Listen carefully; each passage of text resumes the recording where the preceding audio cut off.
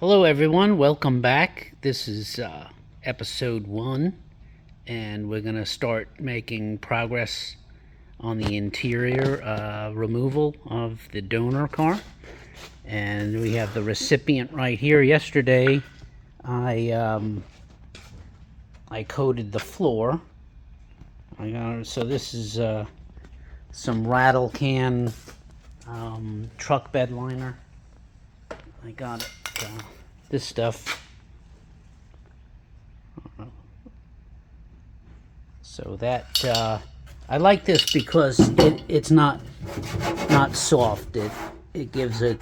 I wouldn't use it for my truck bed. You'd need like 100 cans, but it gives some a little extra protection, some uniformity, and if water was ever to get in, it would help protect stuff. So, you know. Now, if you're sharp-eyed, you notice that I'm missing something here, and that's with the replacement floor pan section. I had the that's the seat belt anchor, and I had it somewhere. Actually, it was outside, and I needed to grind off the welds, and it got lost. So I'm gonna have to cut that off of the off of this car. Alright, so I'm gonna start this up one last time or so. I had a mind to maybe drive this over to the lift, but there's just too much junk hanging off, and I could still do that with the interior out, but let me show you one thing that you should be aware of. That I don't know if this car had a battery drain or you obviously it wasn't used a lot, but this was a battery disconnect. It's kind of a primitive one. I wouldn't personally use this, but the battery got connected there, and when you wanted it to go on, you would connect it. Now the problem with this is this orange wire goes to your ECM, okay? And when you cut that off, that cuts off power to the ECM. So every time you restart the car, it goes into learn mode. So it runs rich and the idle searches, and it doesn't run right until it gets some parameters that it learns. So just something to think about. If you do a battery cutoff, it might be smart to you could either cut this at the fusible link, or if you want to preserve your positive cable, just get another end and you plug that in and have it go there, a fusible inline fuse there. So let's see what this sounds like. We'll open the door so we don't get asphyxiated, and so there we go. Negative.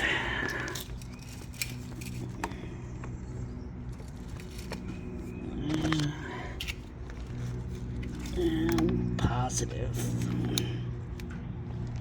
All right, let's give her a crank. Oh, signs of life. You can hear the fuel.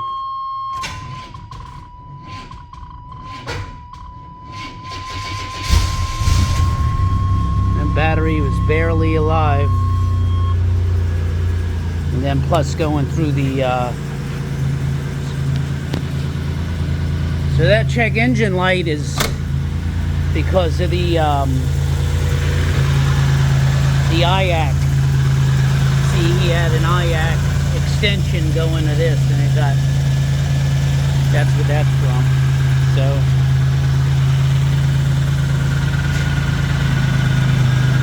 runs pretty good.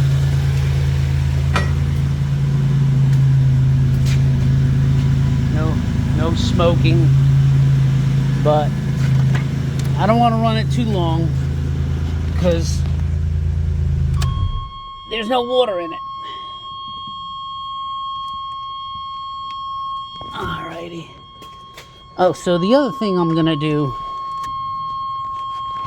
I'm gonna lower the windows because that makes it easier to take the door panels off. So just something to keep in mind. And when I take the door panels off, you know, I'm eventually going to take these doors off. And by the way, if anyone wants to buy a nice set of doors, these are in impeccable condition. I'm located in Ladies Island, South Carolina, so these would have to be pickup only. So we could see, you know, there's no rock or rust or anything. There's a little area of concern here. I don't know what this is about. You know, but the doors, they're good and they close like a champ. So 2 Grand National doors, I figure, you know, $500 a piece, pickup only. All right, so let's get started. All right, so we're going to remove the door trim panel and some tools you're going to need. A Phillips head screwdriver, a trim tool remover, pry tool, and a gift card. Okay, so you want to use, you could use a credit card, but this one's thinner, and I'll show you what I use this for. All right, the other thing you want to have is a bag, so I'm labeling everything. All right,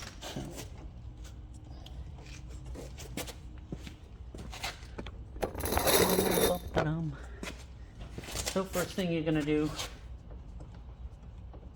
this comes off. This just unscrews. This one's a little aged. Throw that in the bag. Then I use my credit card and I'm gonna pry in there. Now you could use other tool, but they could damage this. And if you pry with a screwdriver against this very thin piece, so if you're going to use something stronger than this credit card, pry from this side, not the other side. So let's do that again. Glasses would help.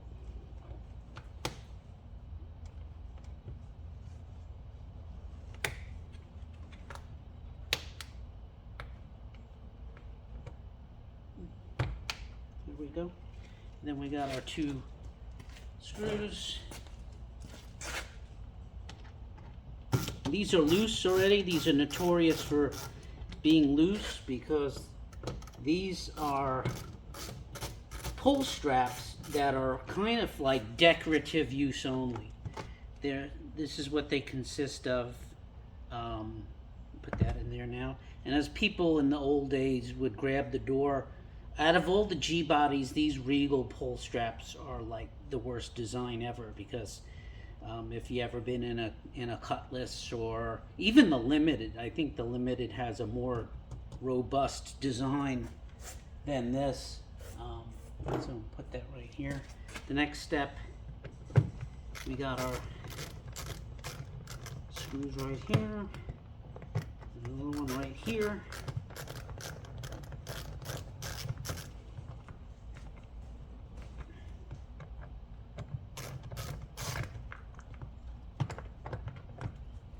And this pulls out like so. Goes on the side. Now I've got another set of screws.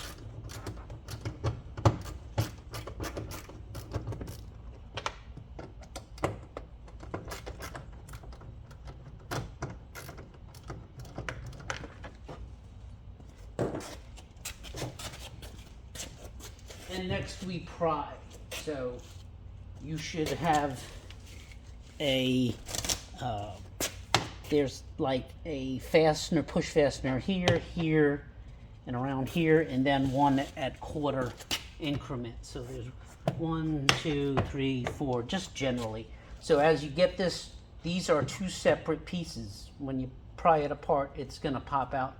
And then you got to keep in mind, if you have a car with concert sound, you're going to have to unplug the speaker. No, I'm sorry, that's just the cover. You don't have to unplug, but you have to unplug for the power lock and unplug the power window. So let's start prying here. One right here.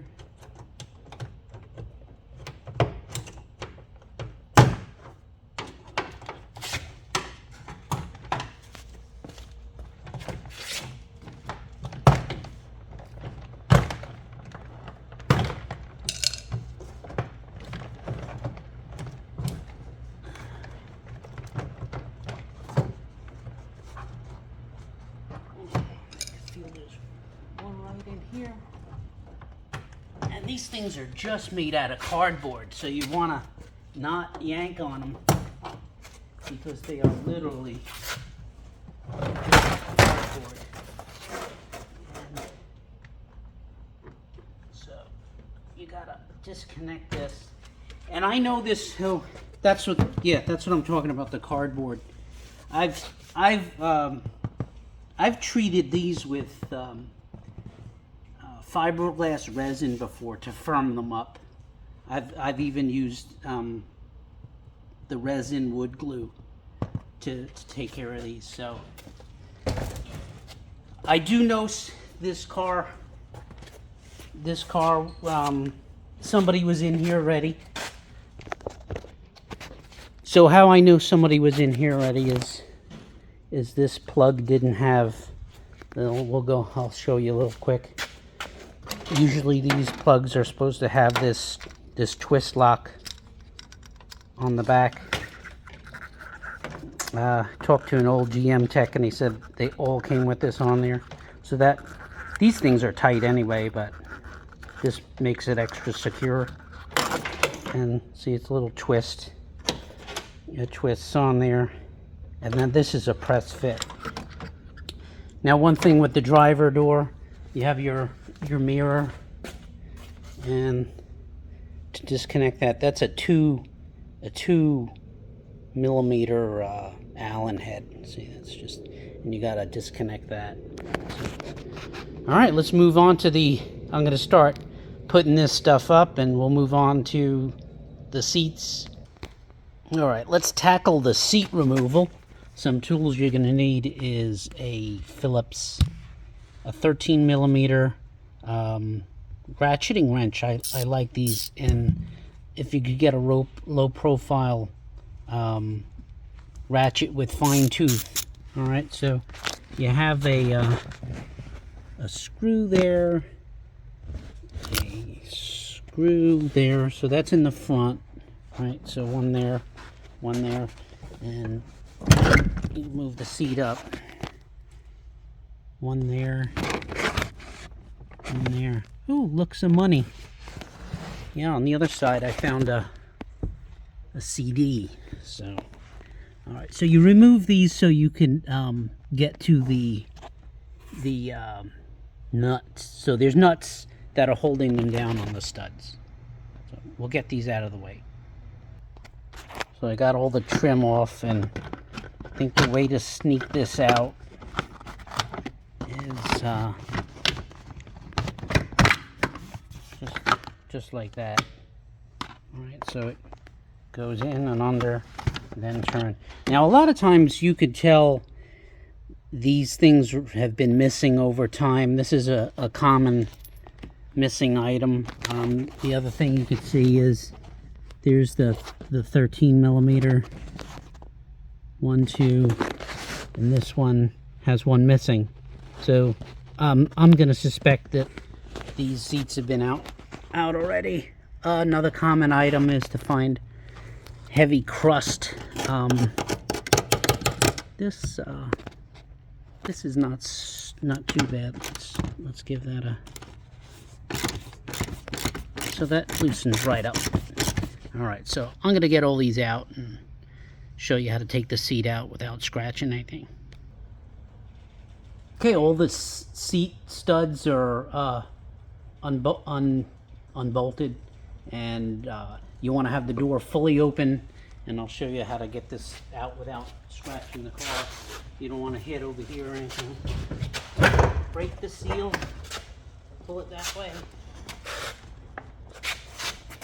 and just back away.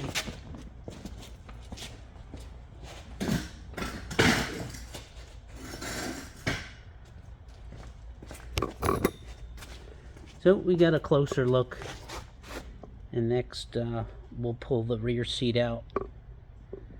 So I'll show you the trick for that. Right over here, you want to get in the car.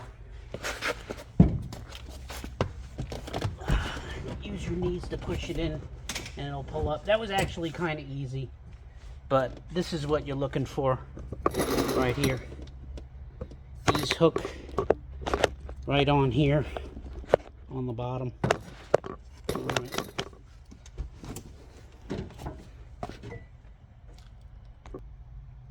Okay, let's get to work on the center console. The tools you're going to need is a pick, that same Phillips head screwdriver, and a nut driver with a 7mm. Okay.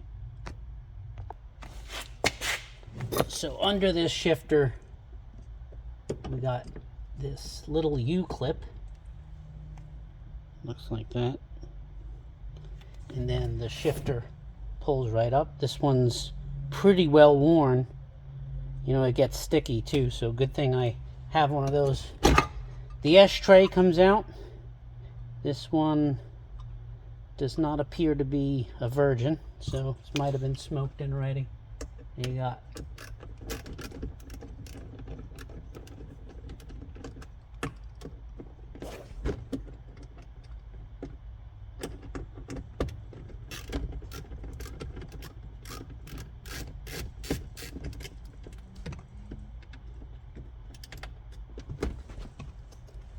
so when you pull this lid up, these things are the only thing holding it, these two screws. And then there's two hooks up front, but there is a light under here. Well, I was mistaken. The light's in here. So, all right. So, back here there are two 7mm headed screws.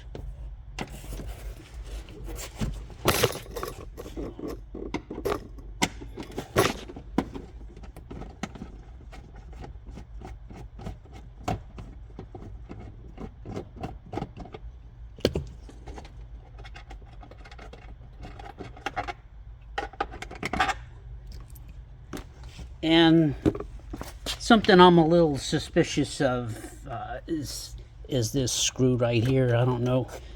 There's one on the other side. This is a two-piece item. Okay. Now on the T-types, this is going to be all gray. Grand National is the only one that had the black and the gray top. So if you're looking at a GN and you see it all gray, the all grays are the most common ones. If you see an all gray, you could raise your suspicions. So this should pull up after you got two more of these right here.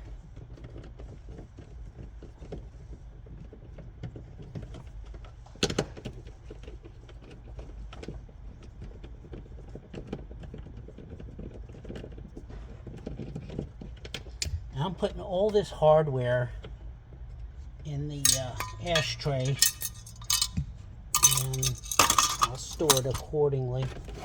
Alright, and then sometimes you can need to go like that. What's nice about,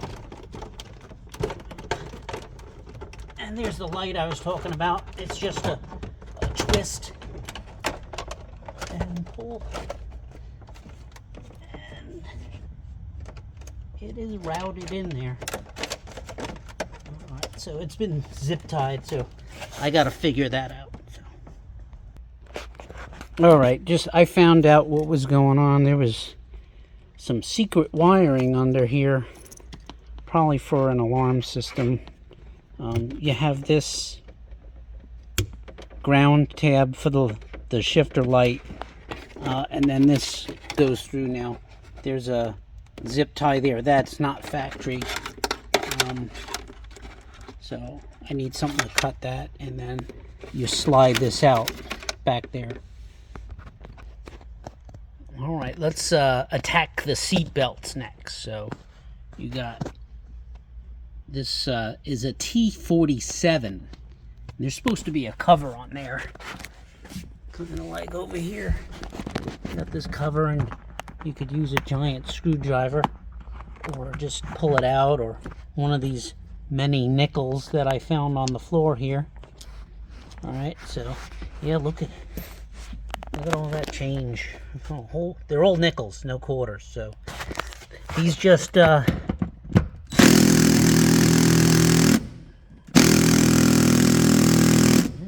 that's not strong enough for it. So these do have some like tar on them. Yeah, this one blasts right out.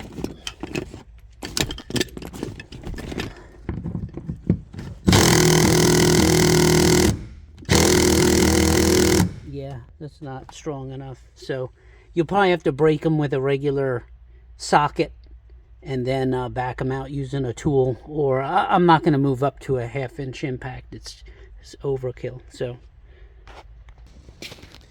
okay, you just missed the fight. I got all of these out, and this one stripped out. So this is the tool I wound up using for a T-handle ratchet. And with these Torx heads, you want to be